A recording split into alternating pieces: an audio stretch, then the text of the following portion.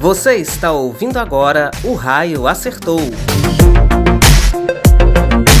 o seu podcast semanal sobre jornalismo narrativo. Em nossa pauta, a principal notícia é você.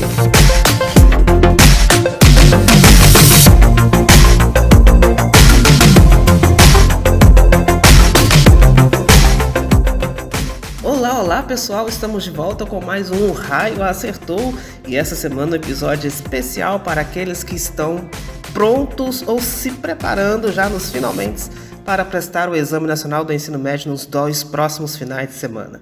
O Enem está aí, está chegando à nossa porta e é lógico que o Raio Acertou não poderia deixar de abordar um tema tão importante e tão presente na vida da gente, sobretudo na vida da nossa juventude, na vida daqueles que estão sonhando com um futuro melhor, com um futuro cheio de oportunidades. Então, se você é um desses que está aí ansioso, preocupado, com medo, agitado para prestar o Enem no próximo final de semana, então se ligue em algumas dicas que a gente vai trazer aqui no nosso episódio de hoje, O Raio Acertou. Eu sou Johnny Afonso, apresentador e criador aqui do nosso podcast e do blog Cicatriz, e vamos junto bater um bate-papo bacana. Bora lá? Então, pessoal, o Raio Acertou dessa semana vai abordar um pouquinho a temática do Exame Nacional do Ensino Médio 2022, que acontece nos 2 próximos domingos, depois dessa sexta-feira. E para a gente abordar um pouco essa temática, a gente vai abordar naquele nosso jeitinho cicatriz de ser, naquele nosso jeitinho de o Raio Acertou. Por quê? Nós acreditamos, nós valorizamos muito a bagagem cultural que cada pessoa tem de sua vida. Seja ela aluna ou não, seja ela jovem ou não, seja ela amante ou não da literatura, todos nós temos uma bagagem cultural, seja ela mais pobre, seja ela mais rica de conteúdo. E como que se adquire essa bagagem? Nós adquirimos essa bagagem reunindo as coisas que a gente consome. Música, livro, cinema, séries de TV, jogos online, jogos de realidade virtual, dança, teatro, esporte, tudo isso faz parte da nossa bagagem cultural. E somos nós que a selecionamos, somos nós que escolhemos, que optamos por aquilo que mais nos identifica.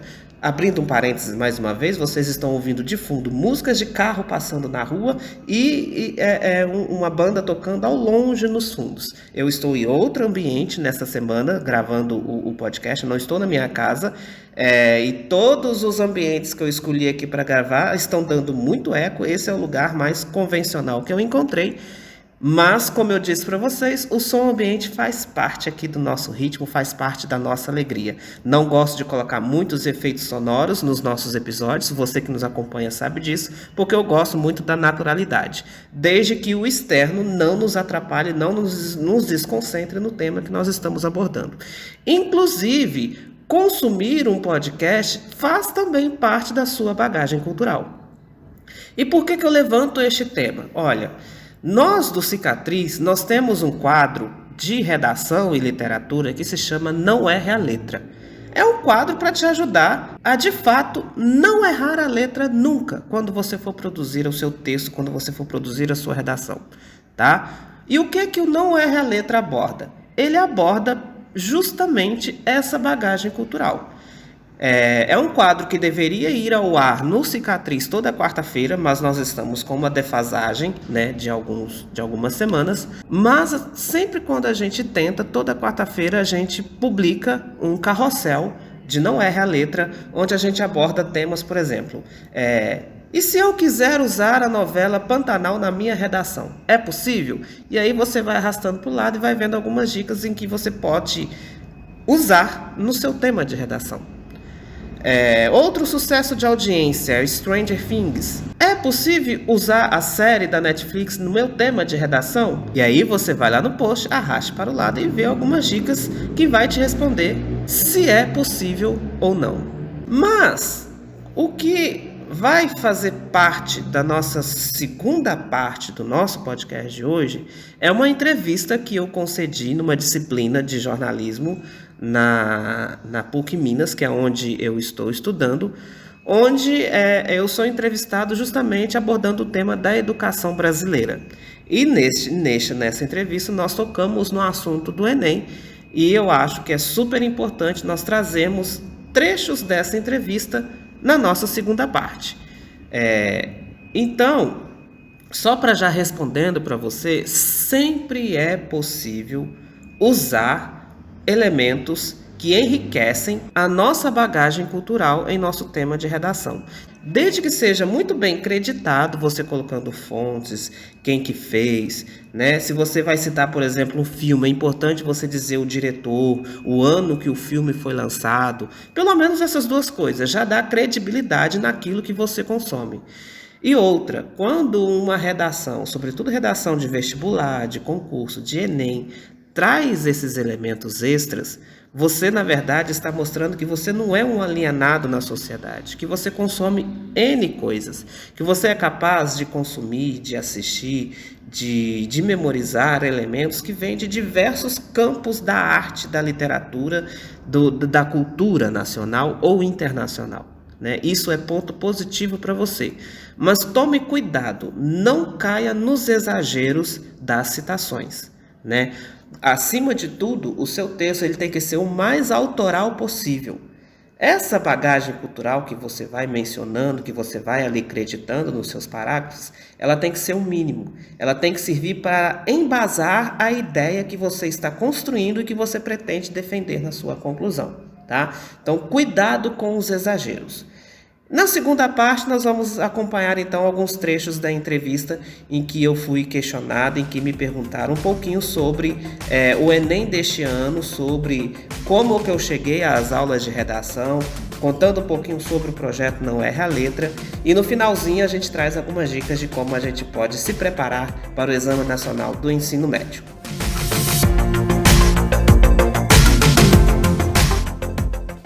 Johnny, vamos começar um pouco mais lá atrás. Como você se interessou pela área da educação, que é uma área tão importante, às vezes tão negligenciada pelas pessoas? Bruno, tudo isso eu devo à minha mãe. A minha mãe ela sempre foi uma grande incentivadora dos estudos. E existe uma frase muito famosa dela que ela sempre dizia para os filhos dela, eu e meus irmãos, assim: filho meu não deve ter letra feia. E a vida toda aluno de escola pública, né? A vida toda estudando, né, na rede pública de ensino, mas isso nunca foi um mérito para que eu fosse um péssimo aluno, para que eu aprendesse pouco. Então, assim, desde criança eu já tinha um grande desejo e um grande apreço pela literatura, pela arte literária. E eu aprendi a ler lendo sacolas de supermercado, sabe? A gente não tinha dinheiro para comprar livros, então eu aprendi a ler lendo sacola de arroz, sacola de feijão. E aí eu fui cultivando esse desejo e até chegar ao grande sonho da faculdade. Então, mais um pouco nesse assunto que você falou aí da educação pública.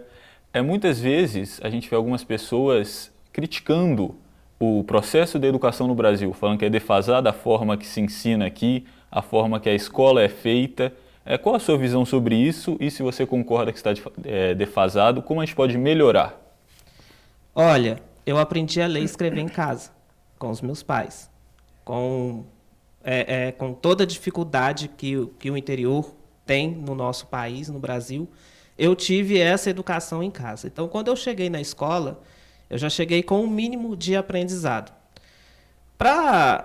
Talvez isso não se aplique a todas as famílias, a todo mundo, mas a gente tem que entender que a escola é um lugar de potencializar a nossa educação, o nosso ensino, aquilo que a gente já sabe, né? Potencializar aquilo que você já trouxe de casa. Quando a gente vem de casa com uma bagagem um pouco mais fraca, um pouco mais pobre, isso vai se refletir no sistema de ensino. Né? Não significa que o sistema de ensino ele está completamente defasado e que a gente tem que melhorar. Ele está sim, existem algumas consequências nisso. Mas também o seu núcleo familiar, a sua comunidade, onde você vive, também contribui para isso. Com certeza. E eu estou entendendo, então, que foi esse o caminho que te levou a faculdade de filosofia, mas eu queria entender como da filosofia você passou a dar aula de redação, né? Qual que é o link que te fez passar da filosofia e não ministrar aula de filosofia, por exemplo, mas sim de redação? Bruna, a filosofia, ela me ajudou a abrir um campo muito grande de possibilidades. Talvez eu tenha feito faculdade de filosofia, mas sonhando com o curso de letras, com a pedagogia, por exemplo.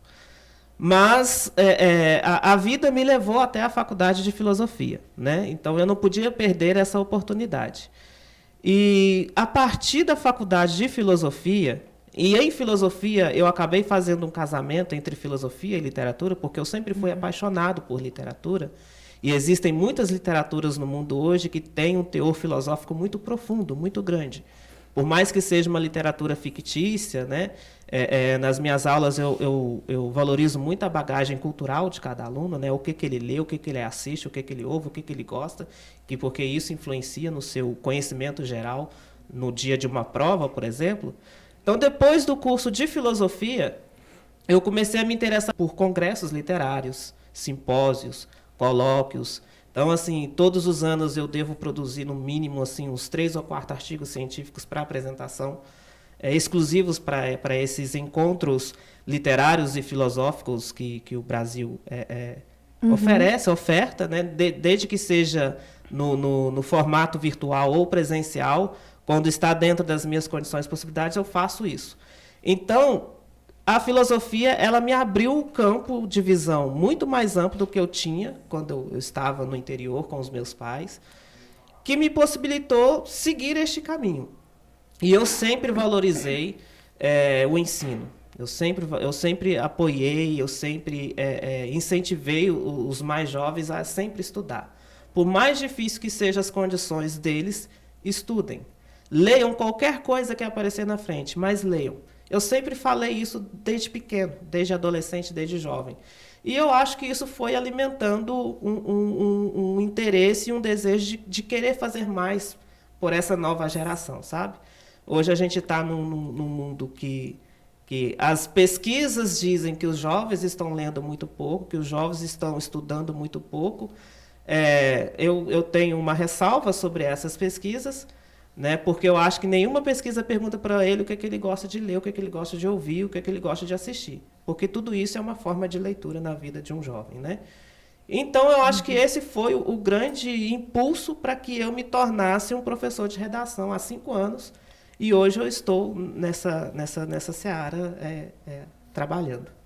Entendi. E eu tenho certeza que toda essa bagagem que você traz da filosofia e da literatura são muito importantes na hora de dar suas aulas de redação, porque a gente sabe que os conceitos vistos pelos alunos nas aulas de filosofia são muito aplicados por eles na hora da escrita da redação do Enem.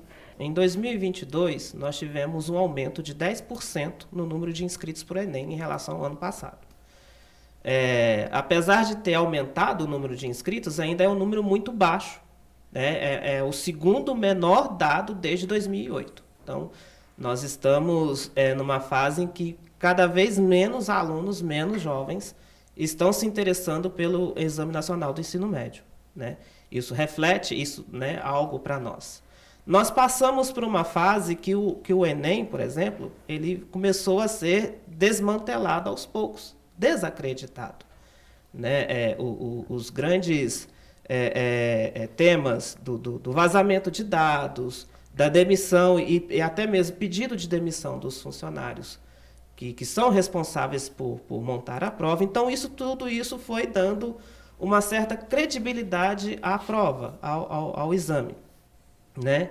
E a visão polarizada da política que a gente encontra no Brasil hoje, né, é muito atual a pergunta, porque a gente está no dia depois do primeiro turno das eleições e nós vemos como que está, né, altamente dividido, né? E eu acredito que para você assumir um novo rumo, para você assumir um novo caminho nessa escolha, você tem que ver aonde que a educação se torna pauta em cada projeto de governo. O nome aqui do programa é Educação em Foco, né? Então, onde que está o foco dela? Quanto que ela é importante na pauta de cada lado político. Eu acho que isso é importante. A cultura, como você mencionou, quantos candidatos que foram eleitos ao Senado, deputados, governadores, quantos deles têm lá na sua proposta de governo uma pauta voltada à cultura? A cultura local, a cultura do Estado, né? E se você que votou em deputados, senadores e governadores, se você teve a sensibilidade de olhar o projeto de governo de cada um, as propostas de cada um. Quantos deles têm lá na pauta um item voltado à educação, um item voltado à cultura? Então, eu sou muito claro, muito objetivo nisso com os alunos que me procuram para receber, de certa forma, um reforço na língua portuguesa e na redação. Então, eu sou muito claro nesses pontos com eles, né? Não puxando nem para o lado A, nem para o lado B da política, mas puxando para o que é o foco no plano de governo de cada um deles. Com certeza. É muito importante dar essa visão para os alunos. E eu acho que tão atual quanto essa questão do desmonte da educação que veio ocorrendo aos últimos anos, nessa eleição presidencial tão polarizada, tão atual quanto é a pandemia de Covid-19 e o como que a migração do ensino para o virtual, para o online, afetou diretamente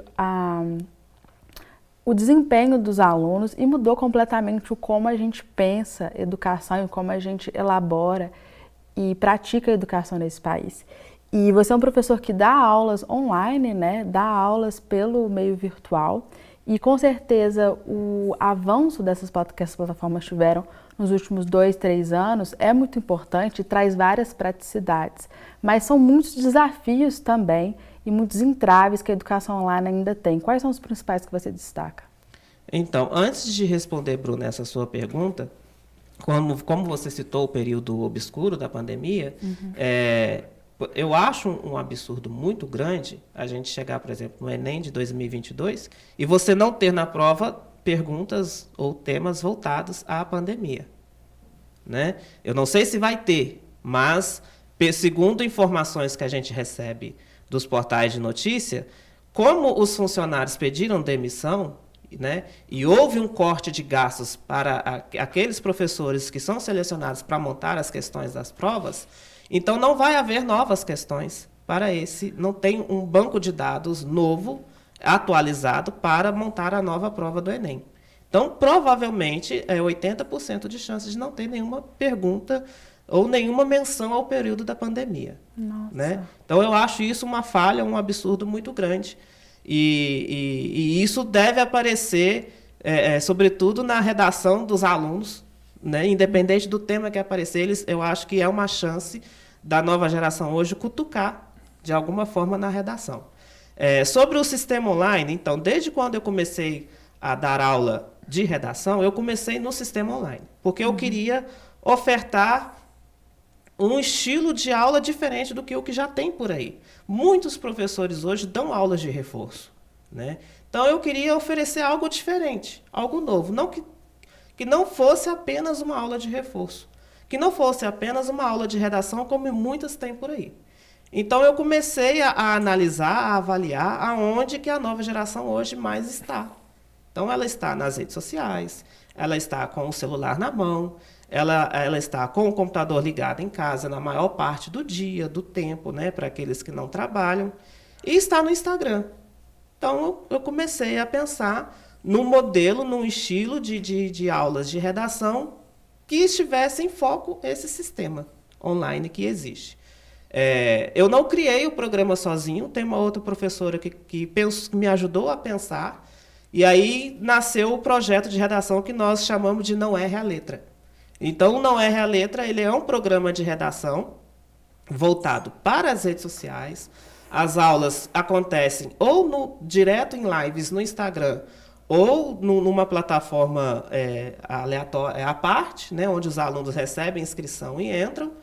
E é um estilo, um programa de aulas único mensal. Você não vai fazer um ano de aula. Você faz uma aula num mês. E ali você tem tudo o que a gente tem para ofertar para o aluno. No nosso sistema, a gente não sente muito o impacto da vida online, porque são os alunos que nos procuram. Nós não vamos atrás, a gente faz a propaganda, a divulgação, a gente divulga nas redes, a gente inclusive usa muito temáticas atuais para linkar com a redação. Por exemplo, a última que a gente fez, aproveitando o sucesso da novela Pantanal, por exemplo. Então a gente criou uma postagem, um texto pequeno, tentando responder. Se você quiser usar a novela Pantanal no seu tema de redação, é possível? A gente cria alguns pontos para isso. Mas o sistema educacional hoje no Brasil, eu sinto que ele está novamente dando passos para trás. Porque a gente passou por um período online, por um período que tudo se tornou remoto, né, virtual, e a gente não soube aproveitar aquilo ali. Existe uma série de fatores, tecnologia, economia, investimento, uma série de fatores. Mas se o Brasil percebeu que a vida online ela está tão presente, tão profunda na vida dos seus brasileiros, por que que agora eles estão meio que deixando de lado de novo esse sistema, né? Que pode muito continuar contribuindo, não só com o sistema educacional, mas com outros sistemas que regem as estruturas éticas do país.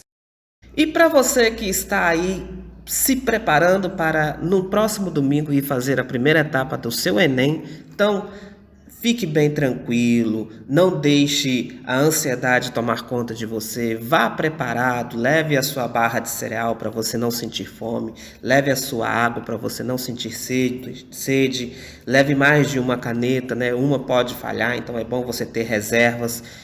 Descanse bastante na noite anterior, vá dormir cedo, descanse, durma bem, né? Procure se rodear de coisas tranquilas, silenciosas, para que você tenha uma boa noite de sono. E nós do Cicatriz, nós do Não Erre a Letra, nós do Raio Acertou, desejamos para você muita sorte e que o futuro possa ser promissor para você, para a sua cultura e para o seu trabalho. O Raio Acertou vai ficando por aqui, a gente agradece muito a sua participação, nos encontramos na próxima semana, eu do lado de cá, você do lado daí, ouvindo mais uma temática interessante para enriquecer a nossa bagagem cultural. Nos vemos na próxima semana, ou melhor, nos ouviremos na próxima semana. Um grande abraço e até lá!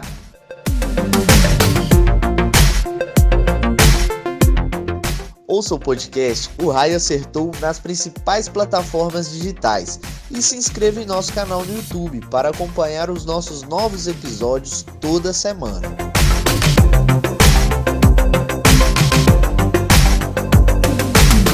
O Raio Acertou. Em nossa pauta, a principal notícia é você.